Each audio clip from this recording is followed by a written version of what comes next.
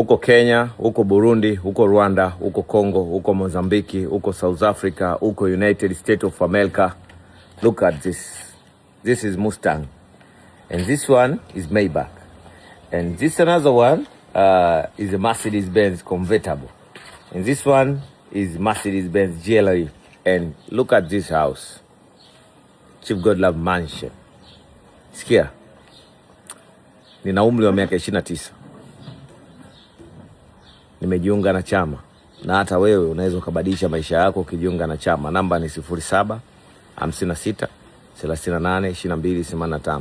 07 56 38 22 85. Narudia 07 56 38 22 85. Jina hakikisha limetoka Godlove Jacob Mwakibete. Usije ukalipa 200,000 yako ikapotea kwa jina ambalo sio Godlove Jacob Mwakibete. Nisikize, kuna faida nyingi kujiunga na Nguvu ya Pesa na Jicho la Tatu au kujiunga na mimi. Faida ya kwanza, kama ulikuwa upati fedha, unaanza kupata fedha kwa sababu nakupa njia za kupata fedha. Faida ya pili, unapata connection ya kuwa karibu na watu ambao wako vizuri kimaisha, wafanyabiashara wakubwa, wasanii wakubwa, wanasiasa wakubwa. Unapata connection ya watu ambao watakusaidia kwenye kile unachokifanya ili ufanikiwe. Huku tuliko hatukupi pesa, bali tunakupa njia ya wewe kupata fedha. Sisi tumeelewana? Unakutana na watu ambao wana uwezo wa kukushika mkono na kukuonyesha njia. Mimi haya mafanikio nilionayo, kama nisingelipa gharama au kama nisingekubali kuonyeshwa njia na watu, nisingekuwa hapa. Namba ya kulipa, unalipia shilingi 200,000 pesa halali ya Kitanzania. Namba ni 07 56 38 22 85.